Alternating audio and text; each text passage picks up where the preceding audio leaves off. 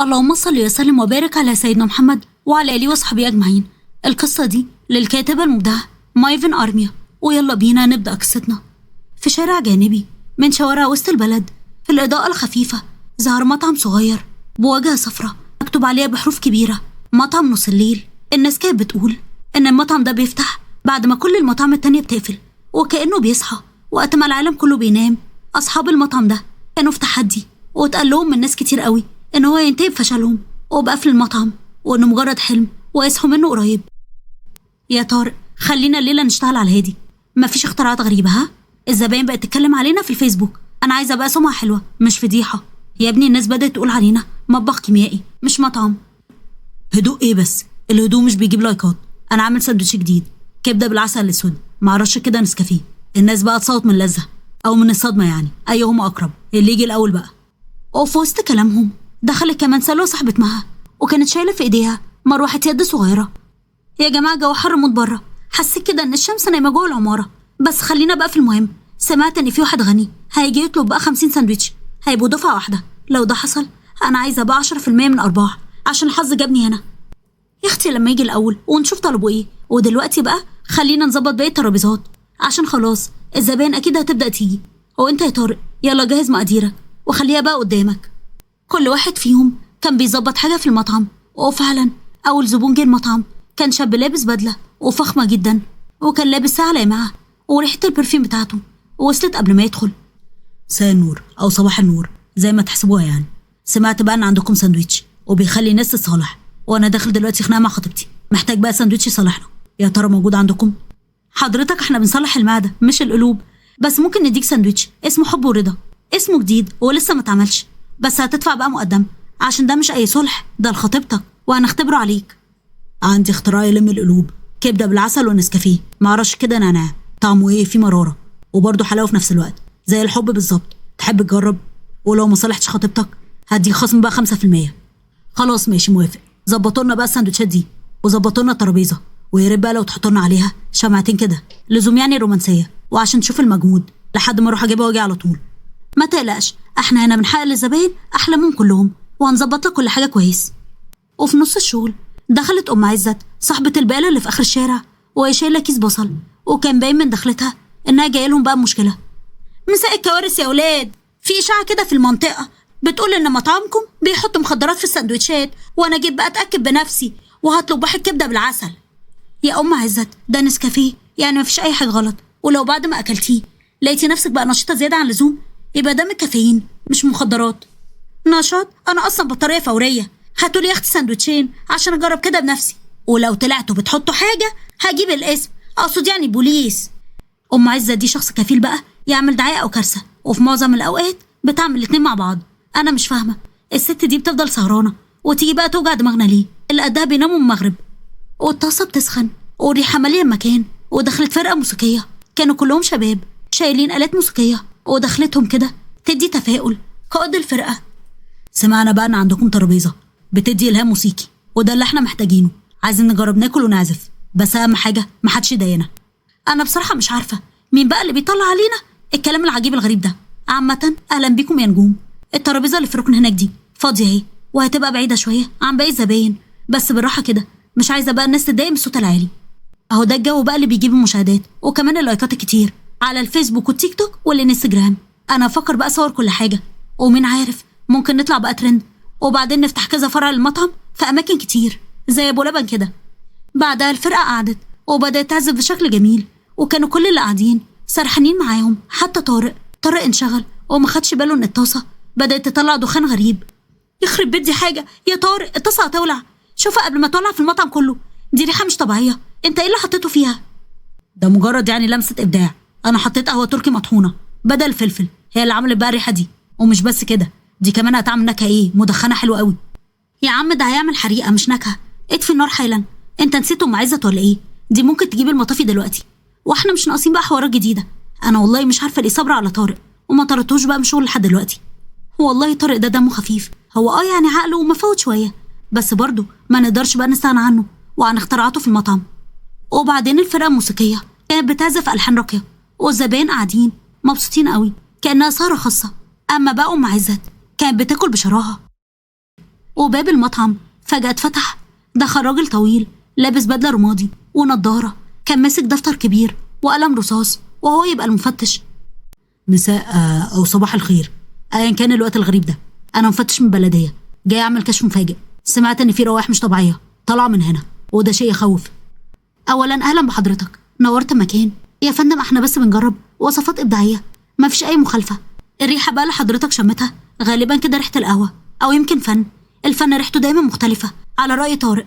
أيوة يا باشمهندس، احنا بنعمل بقى مطبخ تجريبي، هو عالمي. النكهة كلها عندنا وبتتكلم عن روح الشعب. الريحة دي تعبير فني عن المزج بين الشرق والغرب، ومعهم بقى شوية عسل. روح الشعب دي روح الحريقة على ما أظن. أنا هعمل جولة سريعة وهي حاجة مش مظبوطة أنا هكتبها. على فكرة أنا بحب أوي الكبدة، بس بحبها من غير نسكافيه. عندك واحد سندوتش كبدة من غير نسكافيه وصاية. ركز يا طارق، من غير نسكافيه. وسط بقى تفتيش المفتش دخل راجل قصير شعره منكوش ولابس بيجامة، عينه نصها مفتوحة والنص التاني نايم. هو ده الفرن اللي بيتكلم؟ ايوه انا سمعت اصوات وانا نايم. هاتولي بقى شاي صحي مخي ده. اصلا حضرتك ساكن فين؟ وبعدين احنا مطعم مش فرن بقى بيغني. تحب اجيب لك شاي ولا ساندويتش عشان يرجعك تاني على النوم؟ هاتولي الاتنين، بس الشاي يكون عامل زي القنبله، لو ما صحانيش هرجع لكم وهطالب بقى بالتعويض. وعلى فكره انا حلمت ان في ساندويتش بيجري ورايا. سلوى بقى اللي كانت من اول الليل عماله بتتفرج قررت بقى تعمل لايف على الانستجرام عشان كانت عايزه العالم يشوف ويعرف المغامرات دي. مسكت الموبايل وجهزت بقى النبره الدراميه. مساء الفوضى من مطعم نص الليل.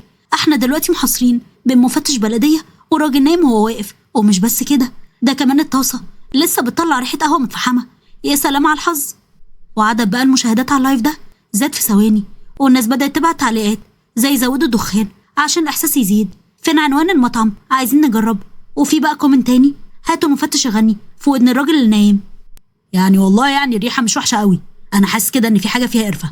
شكلكم هتخلوني أطلب ساندويتش، وده ضد بقى البروتوكول. قشطة أوي، يلا بينا. هحضر لك ساندويتش تجربة مجانية، ولو ما عجبكش اكتب بقى إن المطعم ده عبقري في التقرير بتاعك. ده مجنون رسمي، واللي بيقولوا دوت مش منطقي خالص. بس أنا جعان، هاتلي واحد بس من غير مفاجآت كيميائية، والأحسن بقى لو ما فيهوش قهوة. وهو المفتش اللي جاي عشان يقفل المطعم بقى زبون رسمي عندنا. احنا محدش يقدر يقاومنا مهما حاول. ايه ده؟ بصي، رجع الشاب اللي كان عنده مشكلة مع خطيبته. هي مالها كده؟ لابسة لبس شيك جدا وكأنها بتندمه بقى عشان زعلها. يا رب بقى تعجبها الترابيزة اللي احنا جهزناها عشانهم ويتصالحوا بقى ويخلصونا. هو ده المطعم اللي بتاكل فيه؟ بدل ما تيجي تعتذر ساندويتش يصلح القلوب؟ ده كلام فارغ. بس بما اني بقى جيت هنا فهاتلي 2 كبدة بالعسل. هتشوفي كلامي هيطلع صح، وهتشوفي بقى ان المكان ده يستاهل. ده ساندويتش واحد بيخلي اي مشكلة تدوب. خلينا بقى نبدأ صفحة جديدة مع لقمة جديدة. طب ايه رأيك بقى لو اللقمة دي ما صلحتناش هتدفع فاتورة الجيران كلها؟ وانا ما بهزرش، انت عارفني كويس، لما بقول على حاجة بتتنفذ. تمام، موافق جدا. اظن كده بقى اتفقنا.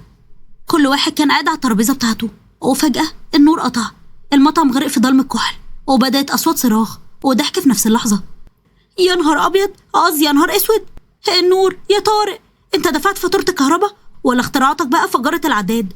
انا فنان مش محاسب، بس دي فرصة عشان نعمل اجواء رومانسية، وهنبقى اول مطعم بقى يقدم سندوتشات في الضلمة. ايه رأيكم؟ انا حاسة يا اخويا ان انا في كهف. هاتوا كشاف او شمع قبل ما حد يسرق البصل بتاعي. لو اتسرق هاخد بصل المطعم كله، انا قلت اهو. سلوى بتبقى بتصور والكاميرا شغالة بلمبة الفلاش. يا سلام، ده احلى من اي فيلم رعب. مطعمنا بقى تلاقوا فيه كل حاجة بتحلموا بيها او حتى ما تحلموش بيها. هنا هتلاقوا العجب. طب يا جماعة نهدى كده، والنور اكيد هيجي، وانا هحط لكم دلوقتي شموع. وعلى رأي طارق اهو يبقى جو رومانسي ومختلف. ومحدش يقدر ينكر ان حتى لما النور قطع المطعم ما فقدش الامل. كانت اجواء حلوة، موسيقى مع شموع. وبعد فترة طويلة شوية النور رجع اخيرا، ومع شهاء جماعية من الزباين. المفتش بقى كان لسه بياكل ولا كأنه ولا حاجة حصلت. وكمان الراجل اللي كان نايم صحي فجأة. ايه الحلم خلص؟ هاتولي شاي تاني. لو حد غريب عدى دلوقتي هيصدق ان ده مولد مش مطعم. الناس جوه قاعدين بيضحكوا من غير ما يعرفوا ليه. يمكن الضحك بقى عدوى، او يمكن لان عقلهم خلاص سلم. الحقي طارق قرر يزود بقى جنونه. بصي، بيطلع ترابيزه صغيره حطها قدام الناس، وفوقها طبق فيه ميه وعليه شرايح ليمون. يا ترى بقى ناوي يعمل ايه تاني؟ مثال الابداع يا جماعه. دي مش ميه عاديه، دي ميه بقى تتنبأ بالمستقبل. كل واحد يحط صباعه ويتخيل، والميه هتدي نكهه كده مختلفه حسب حظه. يا ابني بقى ده مطعم ومش محل عرافة، يعني هنخلص من بلدية ونقع بقى في مشاخة الروحانيات. بلاش لعب بنار يا طارق، ابوس ايدك، كفاية قوي كده. يا ابني احنا جينا هنا عشان ناكل، مش عشان نعمل بقى كشف على برج الجدي. بس برضو انا هجرب، يمكن المية دي تقول لي بقى الجار اللي فوقي هيسد الدين امتى. هات الطبق يا ساحر المطابخ. والناس فعلا بدوا يحطوا صوابعهم في المية، وكل واحد بيتخيل حاجة. المفتش نفسه اللي المفروض يداوم مخالفات كان أول واحد يجرب، والنتيجة بقى قرر إن هو يكتب في تقريره مطعم ذو رؤية مستقبلية. وفجأة الباب اتفتح ودخل شاب ولابس جاكيت جلد ونضارة شمس، رغم إن الساعة 3 الفجر. الكل شهق. ده المطرب الشعبي مدحت اللي صوته مبحوح، الشهير بأغاني مهرجانات. يا حبايب قلبي، سمعت إن هنا في سندوتشات وبتطلع ترند أسرع من أي مهرجان، وأنا بقى جاي أدور على طعم جديد أكتب بيه أغنية. هاتولي أغرب اختراع عندكم. ما حاولت تحافظ على هدوءها. أهلا يا أستاذ مدحت، طارق عنده سندوتش مانجا بالشطة ولسه محدش جربه، ممكن تكون حضرتك بقى أول واحد يخاطر ويجربه. أيوة، اسمه سندوتش لاقي بالمانجا، طعمه هيخليك تغني من غير ميكروفون، بس اوعى تقول إن أنا محذرتكش. يا سلام، ده المطلوب بالظبط، ولو حرقني قوي أسميه مانجا مولع وأعمل بيه أغنية. هات يا معلم، أنا جاهز للمغامرة. أما سلوى وعلى غير عادتها ما طلعتش موبايل عشان تصور، بس جات لها فكرة مقلب في طارق. سلوى همست لأم عزت، بصي لو زودنا بقى شطة زيادة هنبقى بقى في ترند تاريخي، هيغني أغنية اسمها يا لسان يا مولع، ايه رأيك؟ والله فكرة قرنفلية، هاتي الشطة وانا بقى اهلي طارق هنخلي الليلة دي تتحكى لأحفادي بالتسلوى. طارق يا واد طارق، تعال اقولك انا شايفة الوان توابل غريبة، ما تجيب العلبة كده اللي لونها اخضر دي، عايزة اشمها وتقولي بقى انك دي بتعمل ايه في الاكل عشان اشتريها واجرب اعمل بيها الاكل في البيت. للاسف مش هتعرفي تشتريها من بره، اصل ده خليط يعني انا جهزته بنفسي، يعني باختصار مش هتلاقيه بقى عند اي عطار، بس انا ممكن اديك شويه منه. لو كده ماشي، اوعى تنسى بقى وانا ماشيه تديني شويه. وطبعا في الوقت ده اللي ام عزه كانت بتكلم فيه طارق، سلوى حطت ضعف كميه الشطه، وطارق رجع يكمل من غير ما ياخد باله. وبعدين قدم الاكل لمدحت، اكل اول قطمه، سكت 5 دقايق. دي نار دي ولا ايه؟ لساني بيرقص يا بيه، انت حطيت فيه يا ابني ليه؟ الزباين كانوا بيسقفوا وبيضحكوا جامد جدا، وطارق ما كانش فاهم ان الشطه كترت ازاي، لانه المفروض ظبطها وهو متاكد من مقاديره. بس قال بقى المهم ان الناس اتبسطت. ووسط الضحك ده كله سلوى لحظه اختفاء معها، فدخل جوه عشان ندور عليها، ولقيتها فعلا قاعده لوحدها جوه، وكان باين عليها انها متضايقه. مالك يا مها، قاعده لوحدك جوه ليه وشكلك كده متضايق؟ في حاجه حصلت معاكي؟ صاحب الارض اللي اخدناها منه تمليك وعملنا عليها المطعم كلمني وقال لي ان هو عايز القسط، بس عايزه بعد بكره، وفهمته بقى يستنى عليا اسبوع عشان فلوس مش هكمل. وحاولت معاه كتير بس برضه رفض. شكلنا كده هنقفل المطعم بجد، ده غير ان امي بقى لسه تعبانه زي ما انا حكيت لك. يا حبيبتي اسم الله عليكي، شايله كل ده لوحدك؟ طب ليه كده؟ ولو على الفلوس ما تقلقيش، دي سهله ان شاء الله، بعد اللي حصل النهارده هتلاقي زباين اكتر بيجوا، ده غير بقى اللي بيطلبوا طلبيه كبيره قوي في مره واحده. انا بقى مش عايزه اسمعك تاني تقولي نقفل المطعم ده، ولا اسمع نبره اللازمه دي. معانا مهله يومين، ده معناه بقى ان احنا لسه معانا وقت، هنشتغل فيه بايدينا واسناننا لحد اخر دقيقه، وهندعي لمامتك انها تقوم بالف سلامه. يا رب يا سلوى، ربنا يخليكي ليا، انتي دايما جنبي وبتدعميني. انا مش عايزه ابوظ فرحتكم، رغم ان انا متاكده ان كل واحد من اللي قاعدين بره دول عنده حمل كبير قوي على قلبه، او في مشكله معاه وهو بيحاول هنا يضحك ويغير موده. عندك حق، ناس كتير قوي بتخبي حزنها بابتسامه حلوه، بس خلاص بقى مش هنقلبها نكد. تعالي يلا هنطلع نضحك ونفك معاهم احنا كمان. ده انا عملت مقلب بقى في طارق وكمان مدحت، انما ايه قلب الدنيا. وكأن الدنيا كلها اتفقت على معاها في لحظه واحده. واول ما طلعت قابلتها مشكله جديده، سمعوا صوت صفاره عربيه شرطه ووقفت قدام المطعم، ونزل منها 2 ضباط. في بلغ عن حريق وكمان صوت صريخ من صاحب المكان ده احنا كنا فاكرين بقى ان في جريمه هنا. لا يا فندم، ده بس مهرجان مانجا، قصدي يعني الفنان مدحت اللي صوته مبحوح عندنا هنا وبيجرب ساندويتش، يعني الصرخه دي كانت فنيه مش اجراميه. يعني ايه يعني؟ هو ده مطعم ولا فرح شعبي؟ انا كنت جايه في المكان لقيته بقى مولد بعد ما جيت المشوار ده كله على الفاضي، فانا بقى مش هروح كده وهم قعدتي فاضيه. هاتولي بقى ساندويتش بما اني يعني هنا. الحمد لله ما دخلناش مصيبه بقى جديده، ما كناش ناقصين بجد. الكلبوش كان يبقى في ايديكم، لكن دلوقتي انا قررت بقى اكلبش الساندوتشات، وعايز منكم بقى طلب. عينا للشرطه والحكومه، حضرتك تؤمر بس واحنا علينا ننفذ على طول. شكرا جدا، انا عندي عزومه وقررت بقى اطلب الاكل من عندكم، بس خدوا بالكم دي عزومه مهمه جدا، فمش عايزه اتفضح فيها، والاكل مش عايزه ساندوتشات، عايزه يتقدم في اطباق عادي طبعا برضو عندنا الكلام ده، وبصراحة السندوتشات هي اللي بتمشي أسرع مع الزباين، لكن احنا برضو بنعمل أطباق مخصوصة. حضرتك بس بلغني بالكمية وبالميعاد وأنا إن شاء الله شرف حضرتك. العزومة بكرة إن شاء الله، أنا قلت لكم قبلها بوقت صغير، أنا عارف الكلام ده، لكن عندي أمل فيكم. وبالمناسبة أنا هحجز المطعم كله. هوبا فرجت يا مها، كده نقدر نقول إن قسط الشهر ده كمان كده خلاص، ولو صاحب المكان زودها معانا يبقى نجيب له بقى الشرطة دول، ما هو بقى خلاص زبايننا. اسكتي هتفضحينا.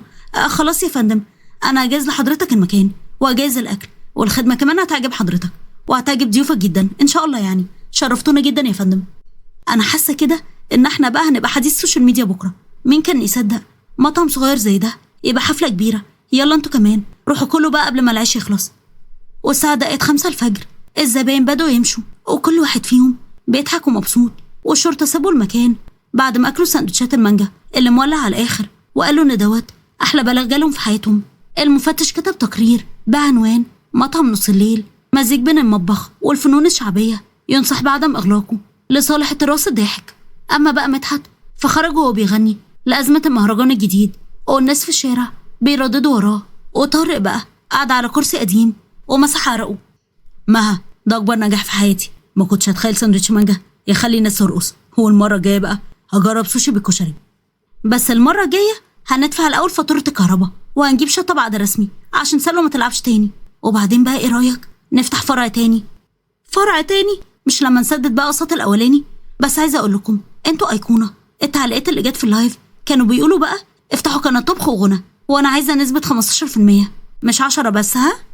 والفجر طلع على مطعم نص الليل، بس جواه لسه روح بتضحك. مطعم بدأ بحلم صغير وانتهى بمهرجان حقيقي.